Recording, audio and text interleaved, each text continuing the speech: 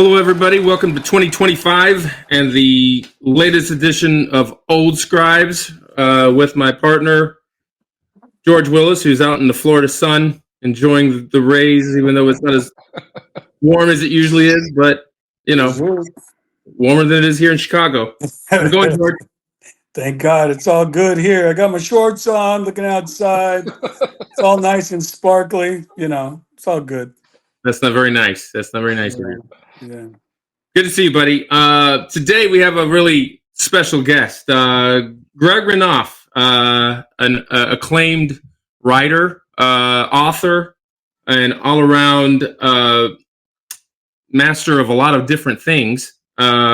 He's written for Guitar World, LA Weekly, Rolling Stone, Maxim. He's the author of Van Halen Rising, How a Backyard Party Band Saved Heavy Metal, and the unauthorized bio of super producer Ted Templeman, a native of the Bronx who grew up in Jersey, and a long-suffering Jets fan.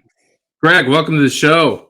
Well, after that introduction, it's an honor to be here. And yeah, that's like a lot of ways to go with that. But yes, it's great to be here. Yeah, a lot to talk about today. Absolutely. Let's get the Jets out of the way, okay? Get out of the way. Much more. I think about them all day long, George. I think about them all day long. I basically a minute goes by, I'm not thinking something about the Jets, probably. Yeah. So what do you think? Does Rodgers come back or not? All right, let's go through this right now. Do I think Rodgers comes back? There's a school of thought that thinks that Rodgers is like hoping he gets cut from the Jets. But on the other hand, I really do think that he probably recognizes this is a pretty good fit for him, despite all the baggage he comes with. Where's he going to go and kind of slide into a starting role? He has relationships with the players there, and I think despite a lot of the chatter about this, fractures in the locker room, I don't think that's really true. I don't think that the players dislike Rodgers. So I'd say it's like there's a 25% chance he comes back. He took one pay cut. He said basically he'd be willing to take another pay cut. I think he's a guy who recognizes that after football, he's going to make a lot of money doing something like media. He's going to make enormous amounts of money. So he's probably not worried about I'll eat $10 million to play one more year. And I'll tell you the reason I think he's going to come back. Maybe not for the Jets, but I believe he's only 4 or 5 touchdowns behind Brett Favre. I really find it hard to believe that he's going to be like, you know what, I'm going to hang it up and not pass Favre, because I think even if he becomes a backup somewhere, the odds are he'll get that chance to throw 4 or 5 touchdown passes next year to be able to do that. So yeah, I think he's going to play next year, and I think there's a reasonable chance he'll play for the Jets. I think betting, I'd say probably not, but I think it's not like 1 or 2% or 5% he's going to play for the Jets. It's probably more than that. Yeah, I think there's no question he's going to play for the Jets next year. You're going to have a new coach come in, and they really don't have a high enough draft pick to come in and draft a quarterback. Right. So I think any coach that comes in is going to want this veteran Hall of Fame quarterback to at least be his quarterback for 1 year while he sort of stabilizes the franchise. And I think it's going to be an easy schmooze for Rodgers to, welcome this new coach in. We're going to be on the same page, and it's going to be a new regime and a new atmosphere and yada, yada, yada. And he'll be able to steal another year with the Jets. And hopefully, they've got some talent over there. Hey, George, let me lay it out for you guys. Yeah. Rex and Aaron coexisting in the same locker room. Are you ready for it? I mean, Rex is saying on TV he's got the job. I mean, which is, not totally surprising. It's like 100%. But he also said that Rodgers wasn't coming back too. Right. Well, right. I mean, I think he comes with a lot. He comes with a lot of baggage, but he's not bottom 5 quarterback. He's probably 15 to 20 the way he played this year. I mean, he's better than a lot of guys in the league, and I think he'll probably get but he's 41, going to be 42. He had a lot of injuries this year that he played through, which shows his toughness. But it's the same thing. You're not going to get any less. And you're not going to get any more durable going to 42. But, I mean, I think just the fact that there's not a lot of good bridge quarterbacks around. The one other guy I would say is they have Tyrod Taylor, who is there under contract. And, he could be a bridge. He also is not the most durable guy in the world and probably is, obviously not as good as Aaron, but he's a lot better than other guys. So they have that as a fallback plan if they really get stuck where they can't find a quarterback and they don't have a rookie that can play, obviously. Yeah. Yeah.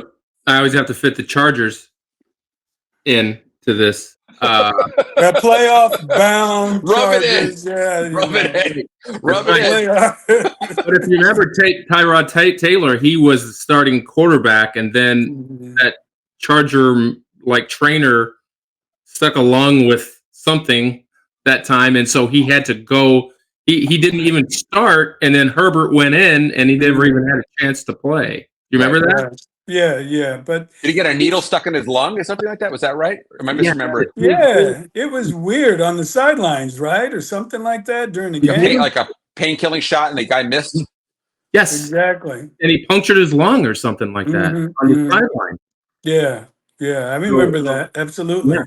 Yeah. And I really felt bad for him because I think that was a year that he was probably going to do pretty well. I mean, it was a good team, and it was he had been the number one. He was the number one, and so he was working, with the team, and they were ready. It was week one, and he didn't even get the chance. But anyway, that's every time I think of Taylor, that's exactly what I think of. That was probably his last best shot to be like an established starter for a while. Right.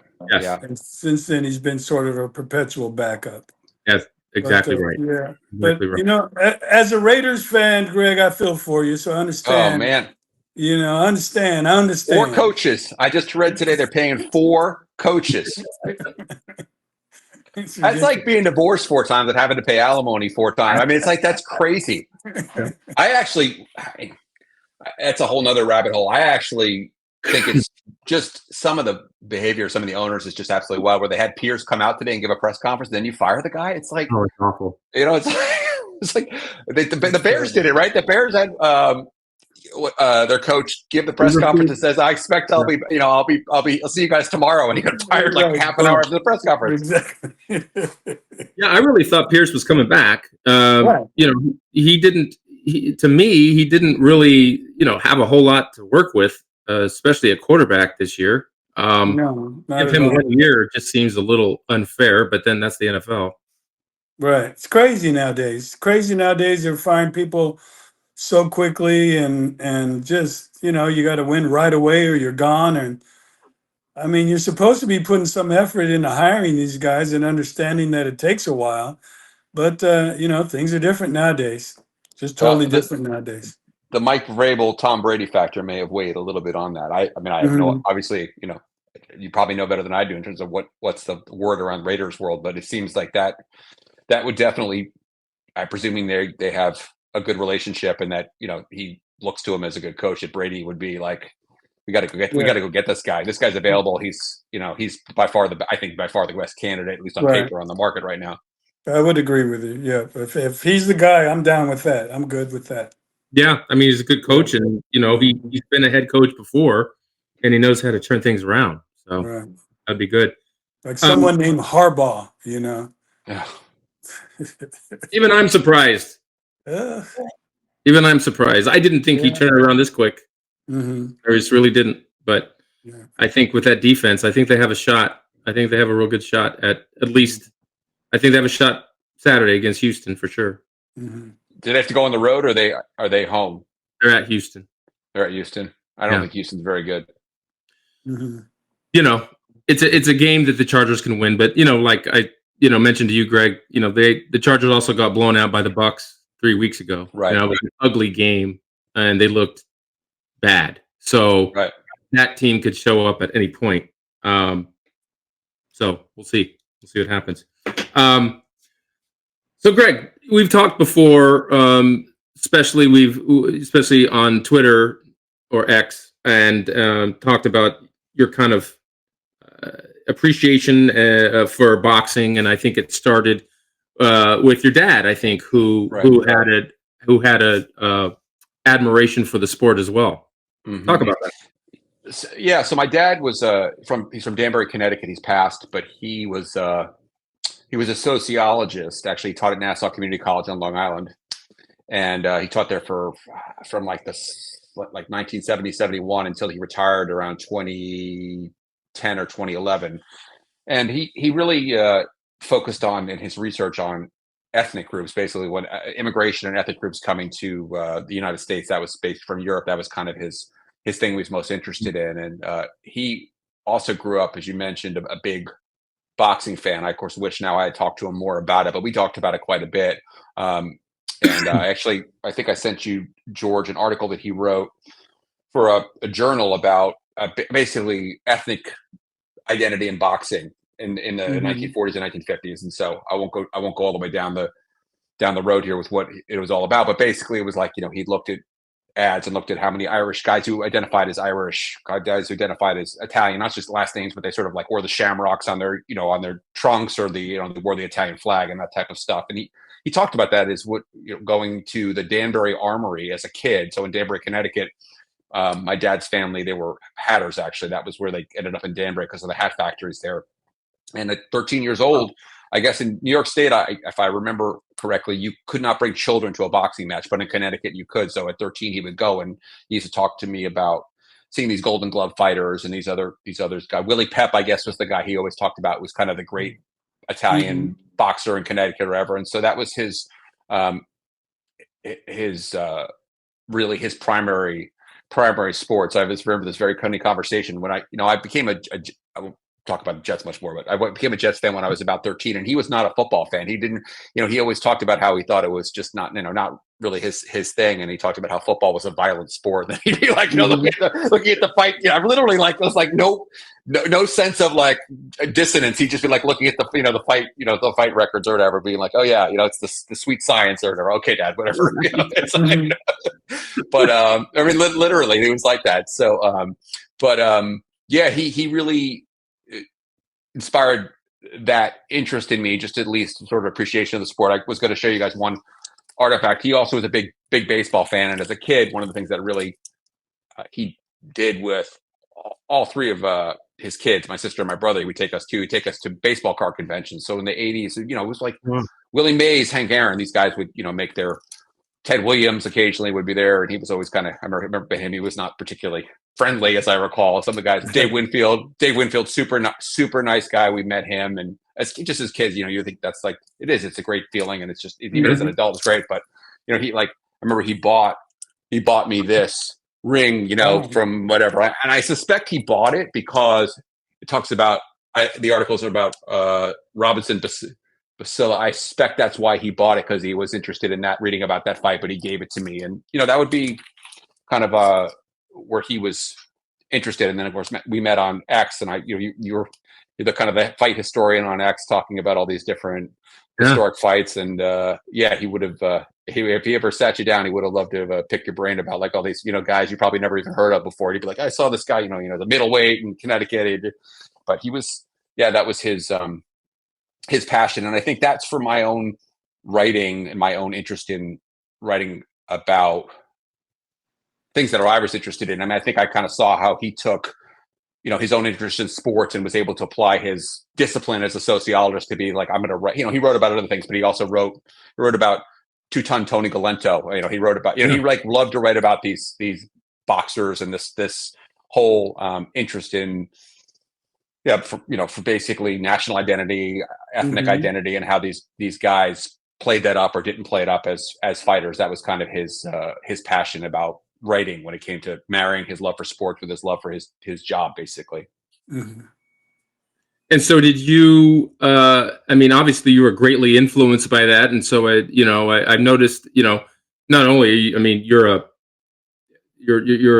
tremendous sports fan, but in boxing in particular, it seems like something that you've always followed. And what was it, as you were growing up, that kind of caught your attention? So for me, it always was something that was, it was baseball. My dad was a Mets fan, but it was also, boxing was sort of year round, right? He was, he was not an NBA fan particularly. Although you'll appreciate this, because he used to tell me when we were kids, like when we, of course, thought it was funny at the time, he would say, like, at one point, like, Jewish Americans dominated the NBA. And of course, you're telling like a 9-year-old, and you're looking at the NBA today, you're like, are you sure, Dad? I don't know about that. I don't know about that. Are you sure you're right? It's just kind of a funny, but he was, his sport was definitely, his primary sport was boxing. And so I remember him having the Larry Holmes fights on, or talking about Muhammad Ali. I mean, we watched, even when he was ill, we watched When We Were Kings together multiple times, and that was like, you know, he loved watching those fights and talking about which fighters were punchy. That was the thing he'd always talk about. I met this guy, and I really think he's pretty punchy, and kind of the toll of the sport. It was just something that was kind of omnipresent in my relationship with him. Baseball, again, during baseball season, but that was, you know, kind of the year round. He never took me to a fight. We never went to a fight together. And as far as I know, as an adult, he never really went. But as a kid, you know, apparently his father was, who I never met. My grandfather was just a big fan, and would take him to these fights all the time. And just, you know, which again, it's just, as I said, with his, you know, kind of like, you know, football is very dangerous. Just like, you know, and then my brother and I talk about that not infrequently. We always get a chuckle out of that. But that was, you know, he loved boxing. Again, just that was the constant throughout his life, was that, you know, and he passed on that love to me, just as sort of an appreciation for it. And also in his time, boxing and baseball were the sports. Oh yeah. Yeah. Oh yeah. Yeah. And I think that was the other thing. Other thing too, it was just, you do such a good job of documenting that. And on Twitter, I always look back and I look, yeah, it's like, just those fights were so monumental. I mean, it's, you know, I don't think people, you know, again, we're all over the age of 55, as we've been able to determine. It's like, you know, I don't think, you know, the kids today have any appreciation for what it was like. I mean, it was just such a monumental thing when, you know, Ali was going to fight, or Holmes was going to fight, or whatever. You know, that was just George Foreman, all these guys. That was just, you know, a little kid just remembering that. And also too, you know, now, you know, that we're of this age, you kind of see the arc of a fighter's career and life, whereas, you know, they kind of come from nothing, they build their way up, they kind of streak like a meteor across the sky, and then you see the sad demise, you know, and it's all there. And just in recent weeks, I've heard, you know, former lightweight champ Greg Haugen is in, you know, he's in hospice, I think. Donald Curry is got severe brain damage, and Wilfred Benitez was, you know, he's had brain damage for a long time, and I think he's probably, you know, he was in ICU recently. You know, you see your heroes, and you see the decline of your hero, the kind of inevitable decline. Right. You watch it long enough, and that's what you see, right? That's right. You know, it's interesting, George, you'll probably appreciate this as someone who covered New York sports for so many years. And like I was saying to Matthew, I grew up reading your stuff. It's that, you know, when I saw an interview with Mark Gastineau about, you know, 10 or 15 years ago, I actually cried, you know, because like as a Jets fan, when you're like 13 or 14, and it's like Mark Gastineau was like the combination of like Hulk Hogan and LT or something like that. It was like, you know, the most incredible athlete you could imagine. He had all these workout books and everything. And he was just like, you know, he was just, you know, living the life, right? He had the wife, the kids, the fast cars, the whole deal. And just to see the condition he was in. And I mean that with all empathy for him. You know, not as like to pity the guy. It just was like, it was heartbreaking, because it's hard to imagine your heroes kind of becoming so reduced by that sport. And then you realize the damage that beyond just, he boxed, he did a whole bunch of other stuff. He probably lived not the easiest life on his body just in general, but it was extremely emotional for me to see. I can even, like right now, I could tear up thinking about it, because it was like everything, you know, he was like everything. In fact, what's kind of interesting too is that my uncle trained karate. My uncle's a decade older than me, and he trained karate with a guy named Richie Baratheon, which you guys might remember from Wide World of Sports. He had a training place on Long Island. He was the guy who used to go on Johnny Carson and break the granite bricks with his on fire, right? He would do this whole thing, right? He did the whole, like, this was like a thing, right? This martial arts thing. And he trained, Baratheon had a gym on Long Island. He trained Freeman McNeil, and he trained Gastineau. And so just about sort of core workouts, and just, you know, not really in karate so much. It was just about like how to like develop your body in a different sort of way than just sort of lifting weights. And so I remember my uncle as a kid, you know, I was 14, 15 years old, and my uncle would come and say, you know, Gastineau was at the gym, but guys, like, you know, basically I won't do the New York accent, but like, you know, basically his arms are bigger than my thighs, you know, like that type of thing. Like, he's just a monster, you know, he's a freaking monster. You wouldn't believe this guy. Unbelievable. You know, like that was like, you know, just like, oh, you know, I never got to be around Gastineau, but like to see that, it's, you know, Earl Campbell, there's a whole bunch of guys, and it's just, I guess as a sports fan, I don't know how you guys feel about it, but you look at that and you feel, I don't know, you're complicit in some ways, that you're like cheering on the whole, the whole sport. And then there's a cost to it. All these guys understand the cost. I would think, maybe not so much with the head injuries as much as we know today, but certainly it's definitely sobering to see that. Yeah, but the one thing, I guess, when you talk to guys who've had the careers and had their stardom and had their fame, and they've fallen on a little harder times, is they say they wouldn't have changed a thing. They do Right. it all over again, and Sure. and that's the kind of thing you got to admire about them. It is tough to see them age and be on the decline. And I don't know if you saw the Sack Exchange, the documentary on the Jets, and Gastineau. Seeing Gastineau now was a little bit wow, but they all get a little older, and everybody's Right. getting a little older nowadays. And like you Right. say, our heroes are aging, no doubt about that. And our youth is reduced to YouTube videos, Right. especially when it comes to the Raiders winning Right. football games. Right. So, Well, yeah. that was that was such a great era. I mean, I remember as a Jets fan that 83 playoff game in LA Coliseum. The Raiders had moved to LA, and it's a big, huge Olympic-sized Coliseum. They're playing football, and that was the game where Chris Ward and Lyle Alzado got into it. And Alzado, who was pretty intense guy, ripped Chris Ward's face mask off his helmet, basically, like ripped it off, like ripped the whole helmet off. And it was like, those were great battles, like Howie Long. Those were amazing teams. That's what ruined me as a Jets fan. That's the thing is, it's like Matt, you said, how did you become how did I become a Chargers fan? Well, it was me. It was like, I didn't really have an allegiance to a team, but like my dad had, was a big Mets fan. I went to Yankees and Mets games as a kid. My grandfather was a big Yankees fan, so I went to both. But I was like, oh yeah, Shea Stadium, that sort of like was what captured me when I kind of just discovered football on my own. And but of course it was, it was 81, the Jets, the Sack Exchange, and then 82, and they have Ken O'Brien. And then it was like, it's just like, fast forward 40 years later, I'm still, it's like no Super Bowls, still miserable. And I was like, tell my wife, it's my time starting today. It's the offseason. This is where we win, baby. We win the draft. You're going to get Rex as a coach. You're going to pick the best player. And we're going to be like, Hard Knocks Part 2. And it's going to be great. She's like, yeah, she already knows the routine. She's like, yeah, week 2, you're already like, oh, here we go. Hey, coming from a team that has even a sadder history than the Jets, there's hope.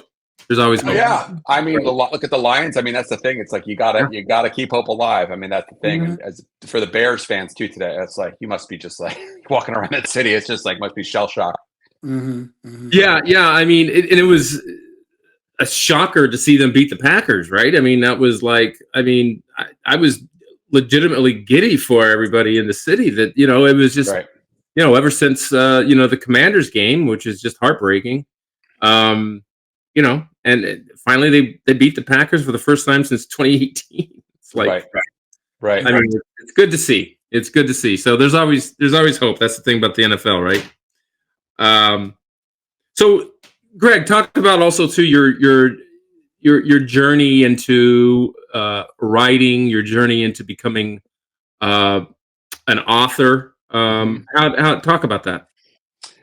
Yeah, so I ended up, I lived in Queens when I was a kid, and then my parents split and we moved, my mom and moved to New Jersey. And, I kind of had the fairly typical New Jersey suburban upbringing. And, that was around the time that MTV had come into being, and that sort of just kind of, lack of a better term, broadcast all these bands into your living room as a kid. There was the radio, but living in Northern New Jersey, there was only a couple of stations that we really listened to. It was definitely the MTV was more important for me. And I discovered hard rock for whatever reason. That kind of appealed to me as a kid. And I really started to like the band Van Halen. As fast forward again, 40 years later, I read books about them. But that was the thing for me. I just was I was kind of a dabbler in guitar. I played guitar like a lot of people, probably just, never got very good at it, but I loved to play guitar and with a little couple garage bands and did that stuff. But really it was for me, it was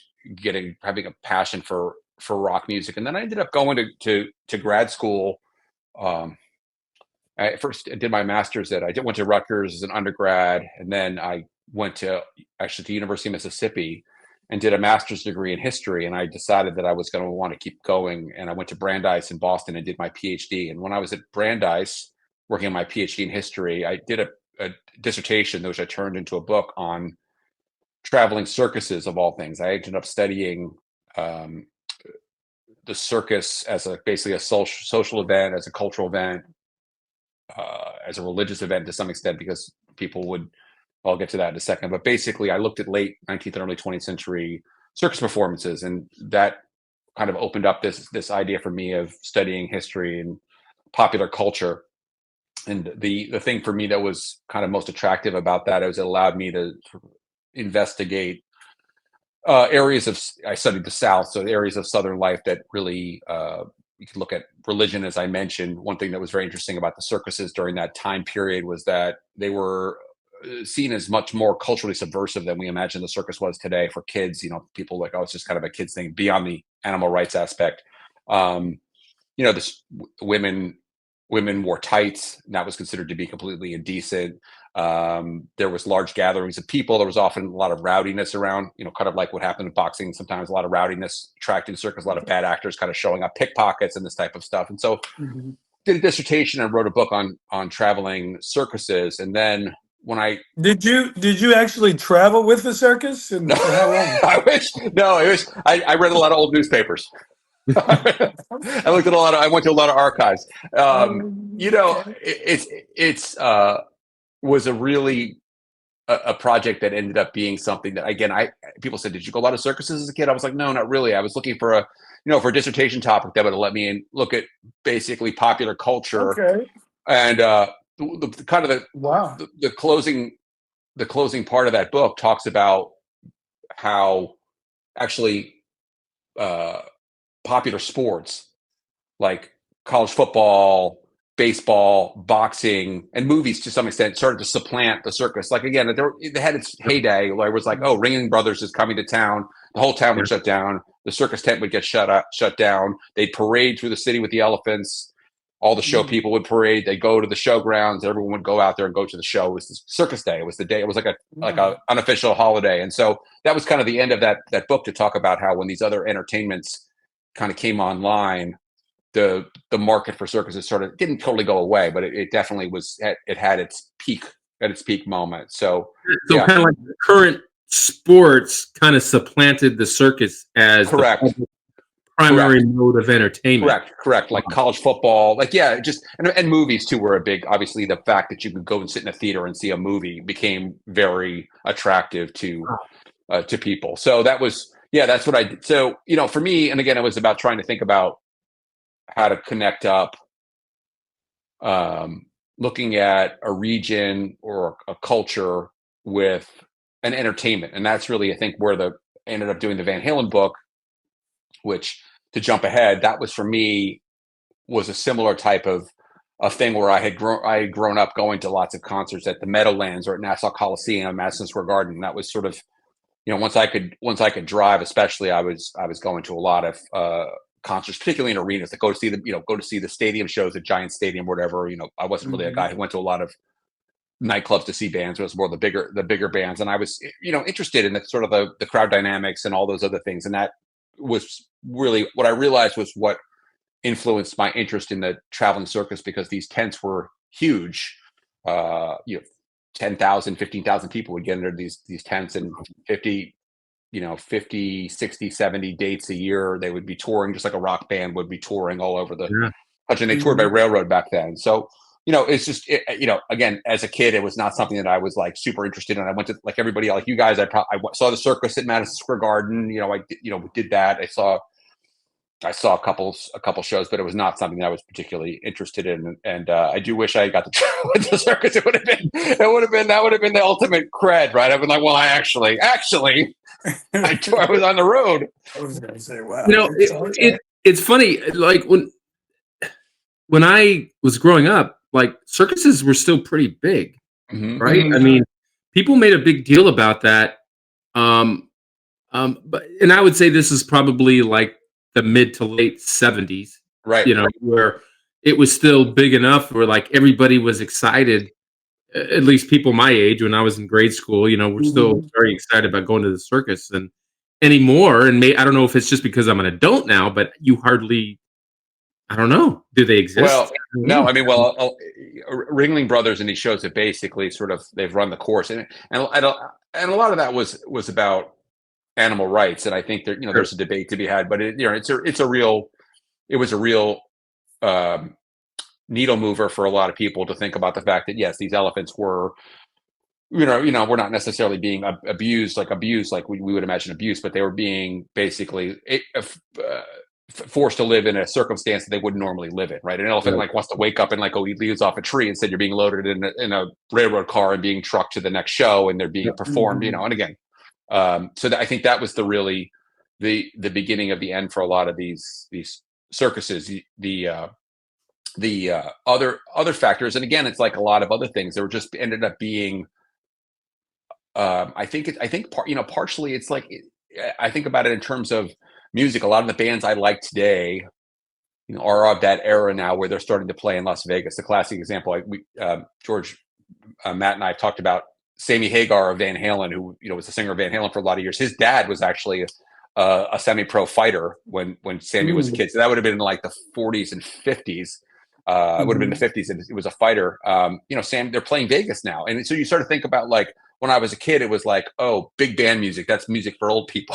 Guess what? You're looking at the documentarian of dad rock. I mean, that's really the truth, right? And so it's like you see these shifts, and that's the thing. What happens with circuses too? It's like the generational inheritances are like not going to be consistent for everything. Like my dad loved boxing in a way that I will never ever have a love for boxing like he had it. And my kids, they would be like, yeah, that's interesting, but like what they're not gonna, it's not gonna be relatable to them maybe in the same sort of ways. And this is what sort of happens there. It doesn't necessarily have to be that way. Obviously there are sports that have ascended and gotten bigger and more popular, as we know, but for a lot of times these entertainments or sports sort of have their decline, and and that's what I think that to circuits, other things just become more, there's just things that are more interesting, and I think boxing's experiencing that like as we speak, I mean, it's transitioning into a different form that is completely different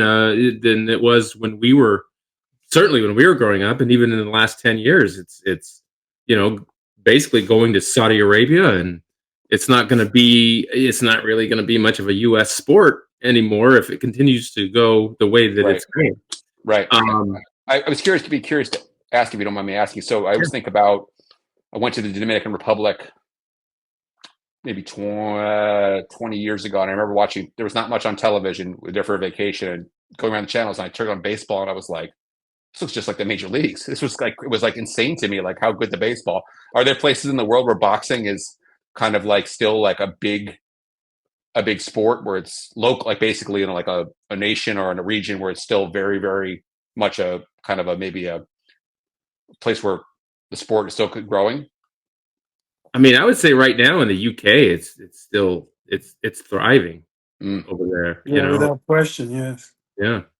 And I think a lot of that may have to do with Tyson Fury.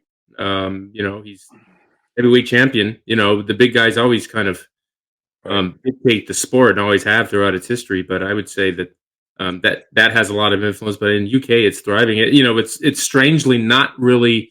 At least, I mean, I'm sure that. In the places that when we were growing up, there was always, the Mexican and the South American fighters were always kind of at the top of the heap back then. And now it kind of seems like, I'm sure there's fights going on over there, but I mean, it just doesn't seem to be certainly as visible as it was back then. So, yeah, I don't. We also don't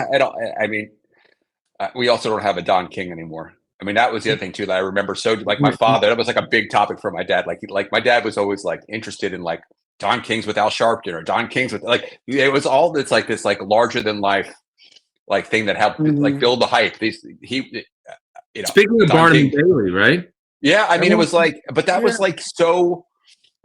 As a kid, as a teenager, I just remember how visible even he seemed to be everywhere. Like you'd see him on like CNN, like talking to Larry King. Don, he'd be like pop up everywhere. He was everywhere. He was. Yeah. He was. There was something on television that caught my eye the other day, and it concerned the Hagler Hearns fight. And I think, if I'm not mistaken, they did a 20-city tour to promote the fight. I mean, can you imagine that today? A couple of fighters going to 20 cities to promote a fight.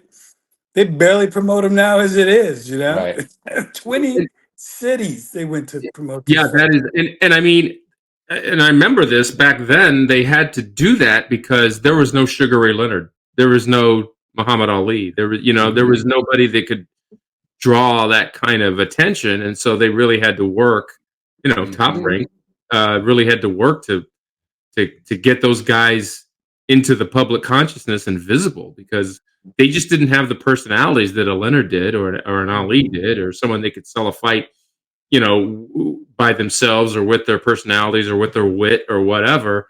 They had to like take them out and say, this is what we got. So yeah. And to this day, it was a great promotion, right? It was a tremendous promotion. It also resulted in those two guys hating each other's guts. by the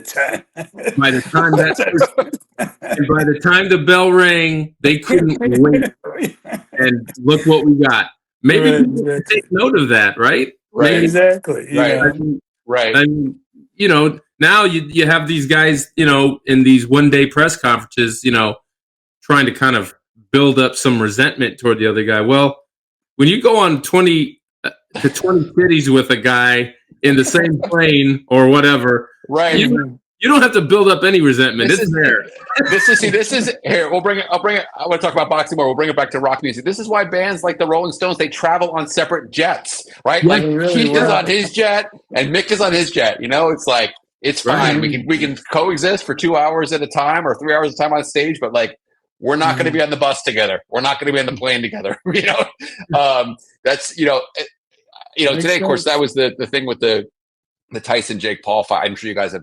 We don't have to talk about it for long. You guys have, I'm sure, beaten it to death as a topic. But like, they did I thought a lot of good social media promotion. Yeah. Like, like they did a really good job of hyping that. Like the clips they had of Tyson punching, you were just like, he hasn't lost anything. It's 1988. It's exactly the same. I'm not knocking the guy. It's just like they did a really good job of like building the hype for that. That was like that was by far, I felt the most the fight that most cut through culturally in the last decade. Maybe I defer to you guys, but that would be my It's the most viewed boxing match in boxing history, right? Is that right? Wow. Oh, I mean, because they used to count fights in terms of pay-per-view receipts or views or whatever, and they still do, I guess. But that's dying out, and now it's just the number of subscribers, I guess, that Netflix had, and they're just kind of I'm not sure how they're measuring it, but I did read that it was like the most viewed boxing match in history. Right. So 63 million. So we'll probably get more of the same. In other words, we're going to get more of the same. Yeah. Yep. And it'll be more of the same type of fight, I'm sure, because there's no boxer around that really carries any kind of, name that can draw those kind of numbers, Right. I mean, but yeah, it'll be back. It'll be back. They're not going to leave that money on the table. But it's going to be, very matched in a way that we're not going to like. That's for sure. Why don't Evander get in there and go after him? Evander would take it seriously. Oh, yeah. George, I just saw you wrote a book about the famous fight. I didn't know you wrote that book. I'm going to find your book, right? You wrote the book about the Evander Holyfield fight, right? Yeah, the bite fight. Exactly. I saw that today on Amazon, and I was like, this man had the greatest book title of all time, the fight fight. I'm like, I know exactly what that is, and I want to read this book. Yeah, I thought of the title and wrote the whole book around the title. Awesome. You thought of the title and said, I need to write a book. Write a book around it, right? Yeah. It's all about the title. That's great. Yeah, that was a good time. Greg, I do want to get back to the music part of it, just because you talked about what was it about I grew up in the that era too, and Right. you know, Eddie Van Halen was huge in 1983, and you know, and prior. Um, you know, what was it that about that band? And you know, everybody loved them, but what was it about that band that years later inspired you to to write a book? And I still haven't read it. I want to. I'm gonna get it. And I read the reviews, and I read a review that said like there is so much detail in this book that it is just a must read. So anyway, what inspired you to write a book about this band in particular? So I saw them at the old Brennan Byrne Arena in 1984, kind of the peak of the powers, and sort of, I mean, maybe you guys had your own euphoria moments with boxing or whatever, had a fight or two on television or something that sort of like locked you in, like, this is my sport. That was for me, it was just like larger than life concert experience they were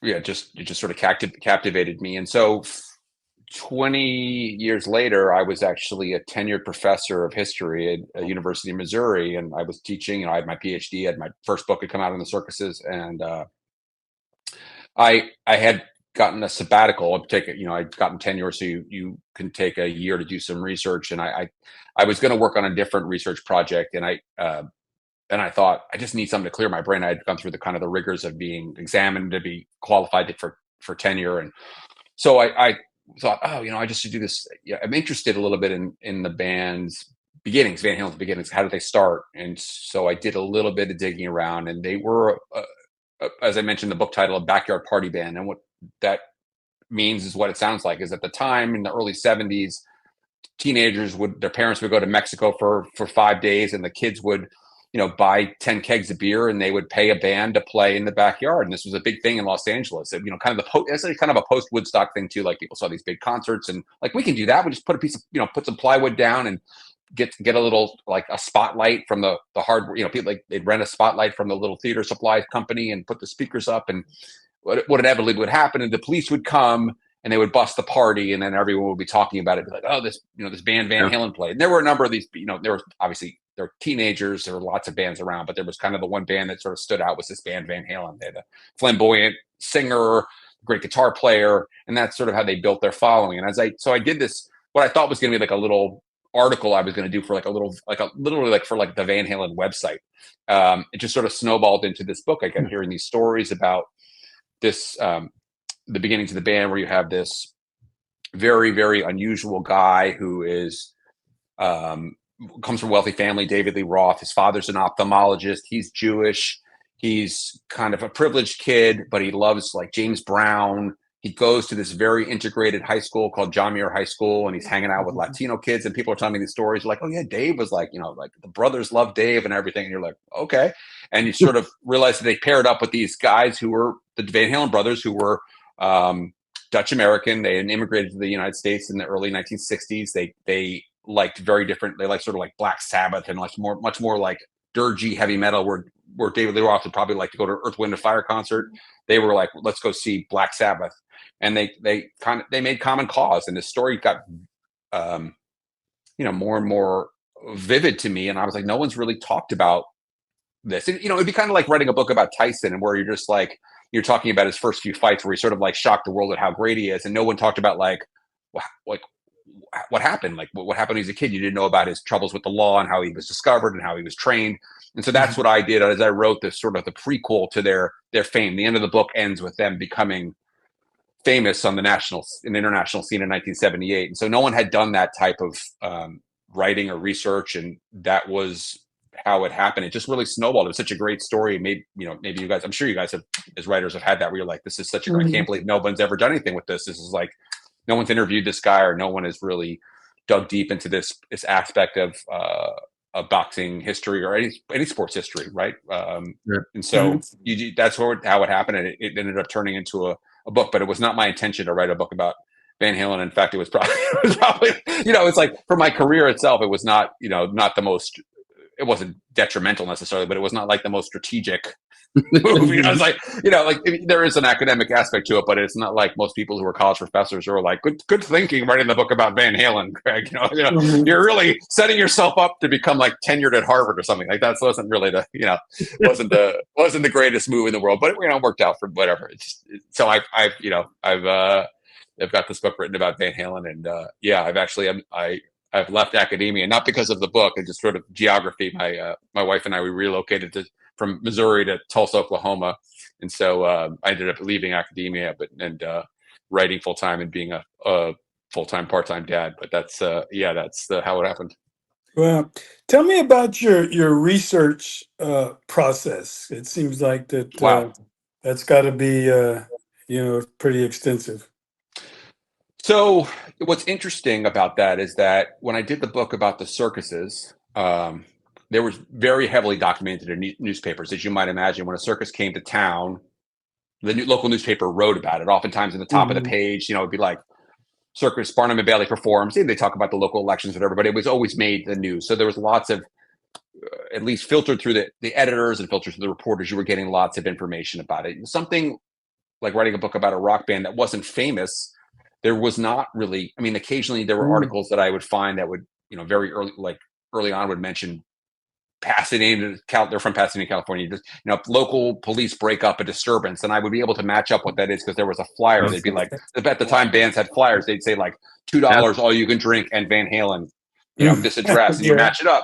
But it was, until right before they became famous or became a recording act for Warner Brothers, there was really no newspaper articles about it. So it was almost all interviews. So I interviewed 230 people, and that was done over the course of several years, about 3 or 4 years. I would get a name from, so I talked to some people and they say, you should talk to my friend Larry. My friend Larry had a party in 1975 and, 20 cop cars came, and I talked to Larry and it's like, hey, Larry, you should talk to this guy. He was the guitar player. They played with Van Halen at this bar in San Bernardino, and I would talk to the friend, and then that was sort of how it ended up happening. And I eventually talked to Michael Anthony, who was their bass player and their producer, and guys who had been their roadies, and some guys who had managed quote unquote managed them when they were younger, kind of helped them get gigs, and sort of friends and neighborhood people, and people went to high school with them. And so that was it was almost all,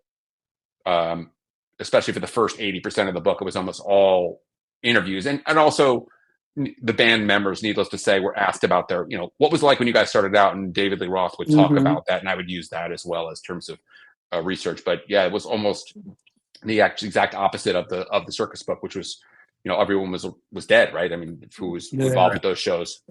Right. Difference. Yeah. It seems like the reception has been really, the book has been very well received. Talk about that. What's been the reaction? What's been the reaction from, I know that you probably, got reaction from the band or representatives of the band, or, what. Right. So yeah, the book came out, and I really was, I didn't really have like huge expectations of what it was going to do in terms of making an impact. It ended up, I think, connecting with a lot of fans who were fans of the band. Initially, that was kind of the market was like the hardcore fans, because there had been very little done on the history of the band. None of the band members at that point had really. David Lee Roth had written a book, but it was, if you know what David Lee Roth, how his brain works, it was not like a linear history. It was just sort of like episodic. So there really wasn't any way to trace when happened when. And the band had never done a documentary. The Alex Van Halen, the drummer of Van Halen, just has done a book on his brother, but there had been no official Van Halen history. None of those guys had ever done books, and so there was, I think, a craving for that information. But it sort of transcended Van Halen fandom, I think, because of the stories, lessons beyond the band itself, which really, again, was not part of like some master plan I had. I just sort of, those themes sort of became like, you guys wrote the book, you would have seen the themes too. It's like the immigrant brothers pairing up. They're basically like, we're blue collar kids pairing up with a guy who lives he lives in the same house now, David Lee Roth. It's like legitimately like a mansion, right? So like this very wealthy kid who loves rock music, pairs up with these brothers who are musical phenoms, who are first generation immigrants from Holland, and they form this band. And those guys like load their crap in the van and ride all over from Pomona to Seal Beach, Hollywood. They just truck their stuff all over Los Angeles writ large and play these biker bars, and they played keggers, and they played nightclubs, and they played weddings, and I mean, like all the things, supermarket openings, like all this stuff to sort of to make it. And that's part of the, the sort of the American dream of hard work will pay off in the end, and you can really gain something. And so I think that was all part of it, sort of the class distinction, which again wasn't not like over beating people over the head with that in the book, but it was real. It was like interesting. It was like Roth's father was a eye surgeon, and he was extremely well. He was a wealthy family, and the brothers grew up in like a 2-bedroom, tiny little. Of course, it's probably worth $750,000 today, right? But it was a little tiny little post-war home, ranch home. It was a tiny little home, and so that aspect of it as well, beyond just the fun. I think the fun aspect of it is sort of I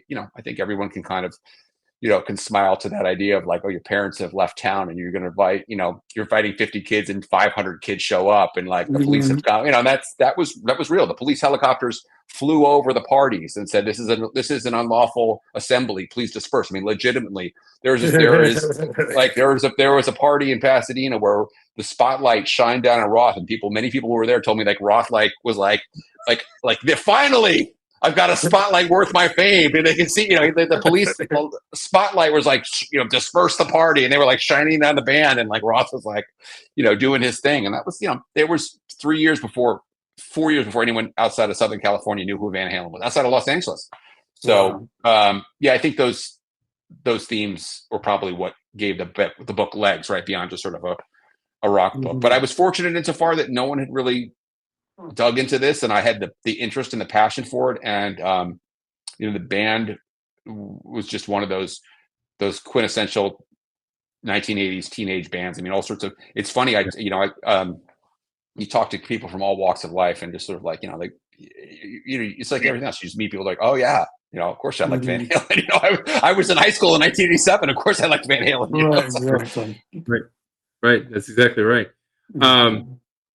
I do want to talk quickly about your other book on Ted Templeman, who, I'm sure, I mean, that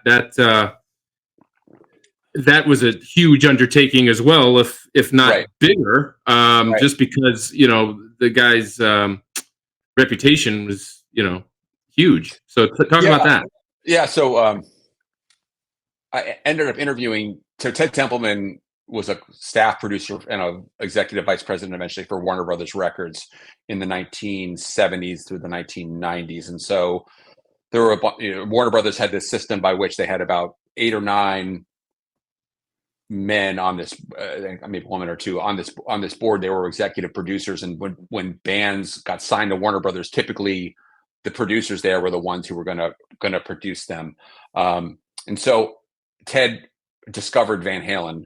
He saw them in a nightclub in Hollywood in 1977. They didn't have a record deal, and he brought Mo Austin, who was the head of Warner Brothers Records and kind of one of the legendary record men, to this tiny nightclub in Hollywood, and they signed Van Halen to a recording deal, and they ended up making the first record, and it ended up selling 2 million copies, and the rest is history. He made all those records with them, but he also worked with Little Feat, the Doobie Brothers, Michael McDonald, Carly Simon. You kind of can go through Van Morrison. So you can kind of go through the whole litany of bands. And so I had interviewed Ted for the book, the Van Halen book. And he reached out to me after he got an advanced copy of it. And he said, I love the book. It's so good. I really liked it. I was like, really did a really good job. And of course that felt great that he liked the book. And then after the Van Halen book came out, I actually asked him, I said, do you have any interest in doing a book? And so Ted was retired at this point. He was, he wasn't really producing anymore. He was sort of, he was just, maybe doing some consulting here and there, but he was definitely not going to recording studios and working anymore. And he was like, oh, no one's going to really want to read a book about me. And I was like, well, I don't really agree, Ted. I don't really agree. And so he's like, okay. And I think for the first, so I would call him on the phone and talk to him, and I said, I'm working on this book. And I honestly think at the beginning, he was sort of like, just like, the kid's interested. I'll just I'll talk to him. And I think he knew I was working on it, but I don't think he really thought it. I was like, yeah, I can get us a book deal. I got a book deal. And he's like, okay. It's like sort of like, but so we just worked on it like that. And I spent, a lot of time um, interviewing him, but the harder work for that was, as you guys might imagine, and from you end up with a lot of stories that people tell you that are just like, oh, I was working in the studio with the Doobie Brothers and we worked on this song. And when you're trying to do a book like this, you can't just like verbatim, like my brother-in-law kind of felt like, or someone, like people in the family would just think, just keep typing, man, you'll be done. Just keep typing it up. You don't need to do anything else. Well, it's not quite like that. So you have to go back and sort of figure out, like, put it in context. Oh, okay, it's this album, is this song. This was the book, or charted, and you to sort of make the book. It was in Ted's voice, but to make it obviously read properly, you have to like fill in all that sort of background information, which is critical to making the story make sense. And so that was really where the work would kind of go through with I would be going through all the issues of Billboard magazine, looking when certain songs charted and what it was, and say, oh, I understand now what he means. Like the song didn't chart at first, but then later had a resurgence or something. Then kind of make all that stuff make sense. So it was over a course of 2 or 3 years we worked on it, and then it was a really rewarding project for me.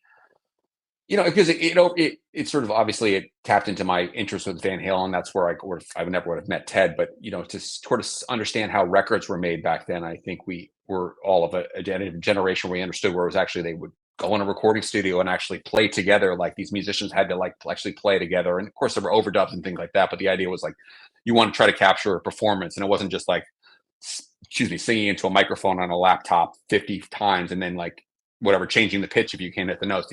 These individuals really had to like be able to sing and to play, and so it was super interesting. The other thing I thought was maybe we didn't bring out enough in the book, but it was important, I think, to me, and thinking about where today a lot of hit songs are algorithm driven, where it's like the record companies or the people who sell music are just like, what's hot on TikTok. They let the phone algorithm what people like sort of tell them.